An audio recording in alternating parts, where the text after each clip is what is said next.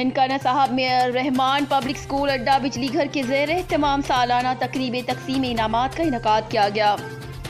سابق M P اور تحصیل صدر پاکستان تحریک انصاف ننکانہ صاحب رائے اسلم خان خل قومی T V channel P T V کے نیوز کے رپورٹر جاوید احمد معاویہ، صدر سٹی پریس کلب موڑ کھنڈا ملک عامر شہزاد امان اور سماجی کارکن حاجی عبدالغفور تقریب کے مہمان خصوصی تھے۔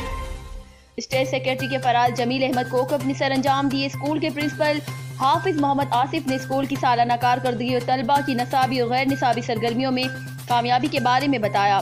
تقریب سے خطاب کرتے ہوئے رائے اسلم خان خل، جاوید احمد معاویہ اور دیگر مقررین نے کہا کہ تعلیم ہی وہ واحد ذریعہ ہے جس سے ترقی کا خواب شرمندہ تعبیر ہو سکتا ہے۔ نجی تعلیمی ادارے علم کی شمع ہر سو پھیلانے کے لیے اہم کردار ادا کر رہے ہیں۔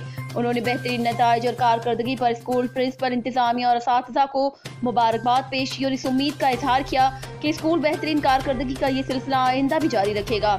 تقریب کے دوران اسکول کے طلباء نے مختلف موضوعات پر ٹیبلوز بھی پیش کیے۔ رپورٹ مہر عبدالغفور، موڑ کھنڈا، ننکانہ صاحب۔